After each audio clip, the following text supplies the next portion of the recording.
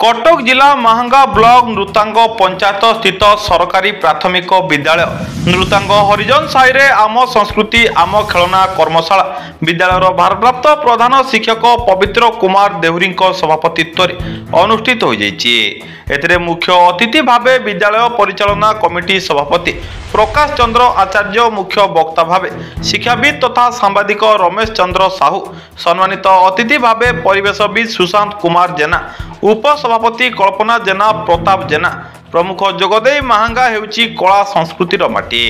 तेणु ए माटी रे जन्म नैथिबा छात्र छात्री माने विभिन्न प्रकारर हाथ तैयारी सामग्री ठारू आरंभ करी विभिन्न प्रकारर खेलना मध्य तैयारी करिथांती बोली कही छात्र छात्री मानकु उत्साहित करिथिले। शिक्षयित्री खिलाड़ी गोपाल अतिथि परिचय और स्वागत भाषण प्रदान करिथिबा बेले बासंती साहू धन्यवाद अर्पण करिथिले। एही कार्यक्रम रे ललिता जेना, कैलाश चंद्र बेहेरा, प्रकाश पंडा, सत्यभामा स्वाई, सावित्री स्वाई, कविता दलई समेत विद्यालय परिचालना कमिटीर समस्त कर्मकर्ता और छात्र छात्री माने उपस्थित थिले। कटकरू रमेश साहू रिपोर्ट, सूर्यास्त न्यूज। पवित्र कुमार देहुरी, भारप्राप्त प्रधान शिक्षक सरकारी प्राथमिक विद्यालय नृतांग हरिजन साई।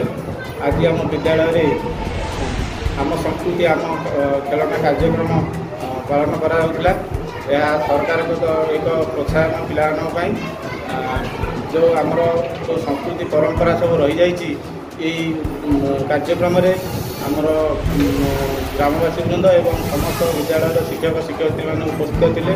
आम ग्राम विभिन्न वृत्तिगत लोक मैंने उपस्थित रही फल जो आम संस्कृति परंपरा सब लोप पाई जाऊँगी पिला से जिनस गुड़ाक अवगत करागला एवं से अनुसरण करेंगे जो वृत्ति सब रखिंट बापा माँ मैंने जो वृत्ति सब रखिंट से मन रखिए और आगामी दिन में कार्यकारी करेंगे। यही फल से जो वृत्तिगत कला रही है विकसित हम एवं शिक्षार साहाय्य कर कार्यक्रम से सरकार तरफ जो योजना सब रही है आम कार्यकारी कलु पिला आज बहुत जिन शिखिले।